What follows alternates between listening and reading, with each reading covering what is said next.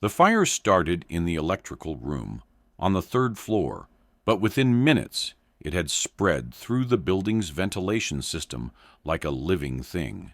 Smoke detectors screamed, emergency lights flashed, and panic erupted in the hallways of Riverside Towers as residents fled toward the exits. But on the 8th floor, where the smoke was thickest and the stairs were blocked, 12 families found themselves trapped. That's when Vincent Carter, the quiet maintenance man they barely noticed, appeared through the smoke wearing a respirator mask and carrying rope. What happened next saved every life and revealed exactly who their building maintenance man really was. Welcome to the Silent Heroes. Before we continue this powerful story of hidden valor and quiet service, tell us in the comments from which city in the world are you watching this video today.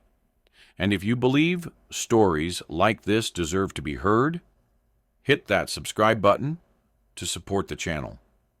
We're growing every day, and your support helps us honor those who served in silence. Riverside Towers stood 22 stories high in downtown Portland, housing 240 apartments filled with young professionals, families, and retirees. Vincent Carter had been the building's maintenance supervisor for 3 years. At 52, he was a man of few words, arriving each morning at 7 a.m. with his weathered toolbox and black coffee. He wore the same khaki uniform daily and lived in a modest ground-floor studio furnished with military precision: a single bed, 1 chair, a small table, and walls bare except for a naval vessel photograph. To the residents, Vincent was invisible in the way that service workers often become: present when needed, forgotten when not. Mrs. Patterson from 12B appreciated how quietly he fixed her garbage disposal. The Collins family on 15A liked that he always knocked softly when he came to change their air filters. The young professionals barely acknowledged him at all, too busy with their phones and careers to notice the man who kept their comfortable lives running smoothly. What none of them knew was that Vincent Carter had spent 20 years in the United States Navy, the final 8 with SEAL Team 6. His service record, sealed in classified files, documented operations in Iraq, Afghanistan, Somalia, and Libya. He had conducted hostage rescues in hostile territories, cleared buildings under enemy fire, and led extraction missions that saved diplomatic personnel from certain death. His Silver Star, Bronze Star, with Valor, and Purple Heart sat in a shoebox under his bed, collecting dust alongside commendation letters from admirals whose names appeared in history books. Vincent had retired from active duty in 2020, choosing maintenance work deliberately, fixing things instead of breaking them, creating order instead of surviving chaos. The routine gave him peace, systems that responded predictably, problems with logical solutions. He never spoke about his past, never wore military apparel, never attended Veterans Day ceremonies. The closest he came to acknowledging his service was the way he inspected emergency exits during his weekly rounds, noting which doors might stick, which stairwells could become bottlenecks, which windows could serve as alternate escape routes. Old habits, he told himself. Occupational awareness that was better safe than sorry. Tuesday evening started like any other. Vincent was in the basement mechanical room, replacing a faulty pressure valve in the building's main water line. The work was methodical, requiring patience rather than heroics, exactly what his soul needed. He had just tightened the final connection when the fire alarm pierced the air like a banshee's wail. His first instinct was to check the alarm panel. False alarms happened occasionally, Burned toast in 8 degrees Celsius, steam from 14A's perpetually malfunctioning bathroom fan. But as he approached the central monitoring system, the smell hit him. Acrid, electrical, wrong. Not food burning or bathroom steam. This was insulation melting, wiring combusting. The distinct signature of an electrical fire spreading through confined spaces.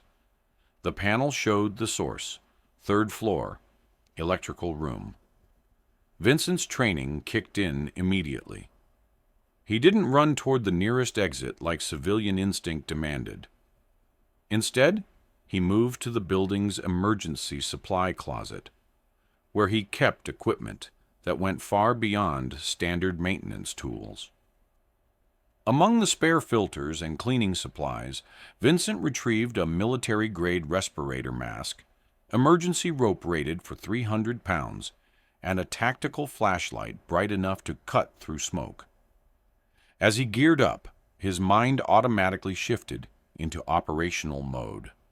The same mental state that had kept him alive in burning buildings in Fallujah and smoke-filled caves in Afghanistan. The fire had spread faster than anyone expected. By the time Vincent reached the main floor, smoke was already seeping through the building's ventilation system. Emergency lighting cast eerie shadows in the hallways as residents stumbled toward exits, many in pajamas and robes, some carrying children, others clutching pets and photo albums. Vincent moved against the flow of evacuees, climbing the stairs while everyone else descended. His respirator allowed him to breathe clean air while others coughed and wheezed. On the 4th floor, he encountered his first obstacle. Mrs. Henderson from 4F, elderly and disoriented by the smoke and chaos. "Ma'am," he said, his voice muffled by the mask, but carrying unmistakable authority, "take my arm. I'll get you out." She looked at him through watery eyes, barely recognizing the man who had fixed her air conditioning just last week. But something in his demeanor, calm, confident, unshakable, made her trust him completely. Vincent guided her to the stairwell, then continued upward. On the 5th floor, he found the Garcia family, parents with 2 small children, huddled in their doorway, afraid to enter the smoke-filled hallway. "Follow me," Vincent commanded, not requested. "Stay low. Hold on to each other. Don't let go." He led them through the gray haze to safety, then immediately returned to climb higher. Each floor revealed new challenges, smoke growing thicker, heat intensifying, visibility dropping to mere feet. But Vincent navigated the building like he'd studied its blueprints for tactical insertion, which, in a way, he had during his 3 years of methodical maintenance rounds. On the 7th floor, he encountered his greatest challenge yet. The stairwell above was completely blocked by debris from a partial ceiling collapse caused by the fire's heat. Smoke was so thick that even his military-grade equipment was reaching its limits. And somewhere above, he could hear voices, panicked, desperate, trapped. Vincent keyed his radio, one of several pieces of equipment he'd quietly installed in the building's emergency systems. "This is Carter. I need the fire department to know that the main stairwell is blocked above the 7th floor. I'm going to attempt access via the service ladder." The voice that responded belonged to Captain Morrison of the Portland Fire Department, a man Vincent had never met, but whose respect he'd earned in the space of 30 minutes. "Carter, negative. That area is too dangerous for civilian personnel. Evacuate immediately." Vincent paused, looking up at the blocked stairwell, where smoke continued to pour down like a toxic waterfall. Somewhere above were families, people he'd served quietly for 3 years, people who trusted him to keep their building safe. "Captain," Vincent said, his voice carrying the quiet authority of someone accustomed to making life and death decisions. "With all due respect, I'm not civilian personnel, and those people don't have time to wait for backup." Without waiting for a response, Vincent accessed the building's maintenance shaft, a narrow service passage that ran parallel to the main structure. It was a route he'd mapped during routine inspections, never imagining he'd use it for tactical insertion in his own building. The climb was brutal. Heat increased with every floor, and the narrow space filled with smoke that seeped through every gap in the building's structure. But Vincent had crawled through worse. Tunnels in Afghanistan, where insurgents had laid booby traps, collapsed buildings in Iraq, where every breath might be his last. When he emerged on the 8th floor, he found them, 12 families trapped in the hallway outside the blocked stairwell. Parents clutched children, elderly residents leaned against walls for support, and everyone looked up at him with expressions that mixed hope with disbelief. "Who are you?" demanded Mr. Richardson from 8D, a man who'd barely acknowledged Vincent's existence for 3 years. Vincent pulled off his respirator mask, his face streaked with soot, but his eyes calm and focused. "I'm Vincent Carter, building maintenance, and I'm going to get all of you out of here." "How?" asked Sarah Collins, bouncing her crying infant while her husband tried to comfort their toddler. Vincent was already moving, securing rope to the building's structural supports, with knots he'd learned in military climbing school. "We're going down the outside of the building. I'll lower families one at a time to the 6th floor, where the fire department can reach you." The suggestion should have sounded insane. But something about Vincent's demeanor, the practiced efficiency of his movements, the calm authority in his voice, the way he handled the emergency equipment like it was an extension of his own body, convinced them to trust their lives to a man they'd barely noticed before tonight. One by one, Vincent lowered each family to safety. He started with the children, rigging harnesses with professional precision, talking them through the process in a voice that never wavered despite the danger. When little Tommy Garcia, age 6, began to panic halfway down, Vincent's voice followed him. "Look at me, buddy. You're doing great. Just like being a superhero, right? Almost there." For nearly 2 hours, Vincent worked with mechanical precision and unwavering calm. Lower a family, climb back up, rig the next harness, repeat. His hands, calloused from years of maintenance work, but trained in life-or-death rope techniques, never fumbled. His voice never cracked. His resolve never wavered. The last person he evacuated was Mrs. Chen from 8G, an 82-year-old woman who was too frightened to make the descent alone. Vincent rigged a dual harness and descended with her, talking softly about her garden and her grandchildren as they slowly made their way to safety. When he finally emerged at street level, Vincent found himself surrounded by fire trucks, ambulances, news cameras, and a crowd of residents who looked at him with new eyes. Captain Morrison approached him with an expression of professional respect and personal curiosity. "Carter," the fire captain said, extending his hand, "I've been fighting fires for 22 years, and I've never seen civilian coordination like that. Where exactly did you learn those techniques?"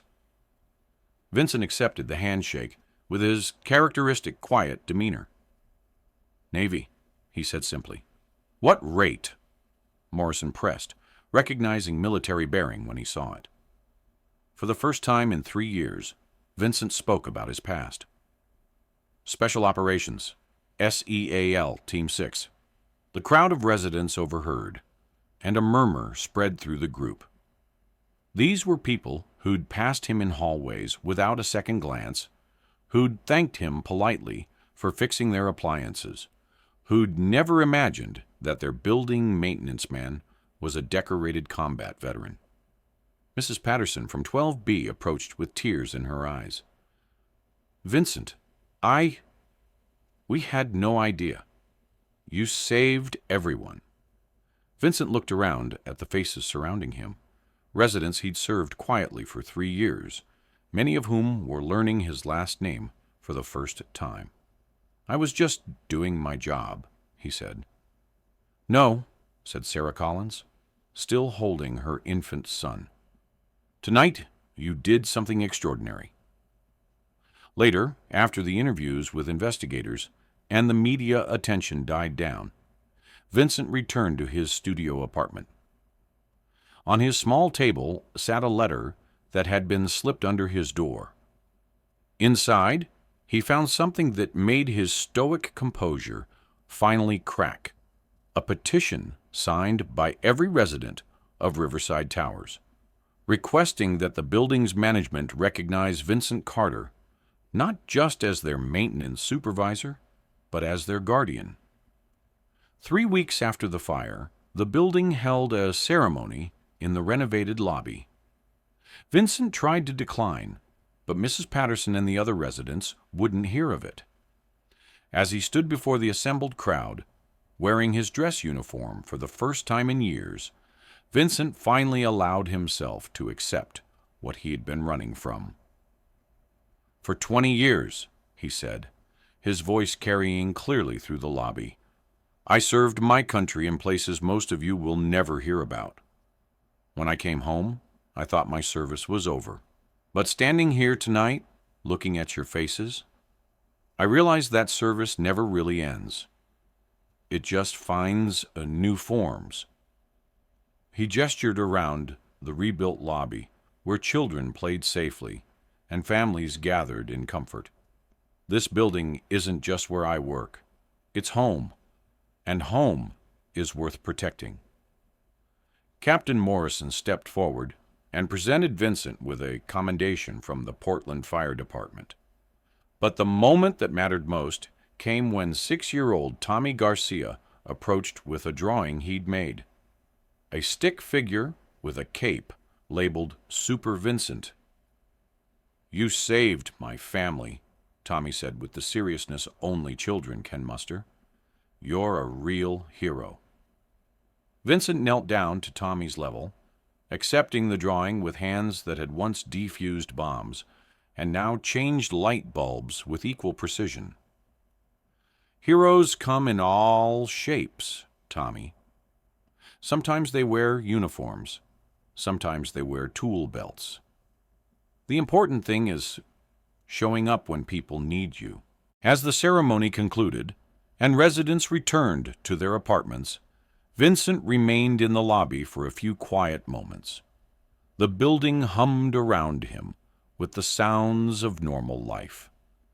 Elevators moving between floors, children laughing in distant apartments, the subtle mechanical rhythms he'd spent 3 years maintaining. Tomorrow, he would return to his rounds, checking heating systems, fixing plumbing, ensuring that the ordinary miracles of modern life continued uninterrupted. But something fundamental had changed. The residents who passed him in the hallways would nod with recognition and respect. The children would wave with genuine affection. And Vincent Carter would no longer be invisible.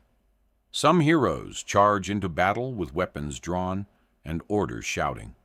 Others show up quietly every day, keeping the lights on and the water running, asking for nothing more than the chance to serve. Both kinds matter. Both kinds save lives. And sometimes, when crisis demands it, they become the same person. Now I ask you, have you ever met someone like Vincent Carter? Someone whose humble work hid extraordinary capability? Someone who served without recognition, until the moment when their true character was revealed? Share their story in the comments below, because at the Silent Heroes, we believe that the most important guardians are often the ones working quietly in the background. Thank you for watching. If this story moved you, please subscribe and help us honor those who serve in silence. And remember, sometimes the most extraordinary people are hiding in the most ordinary places, waiting for the moment when they're needed most.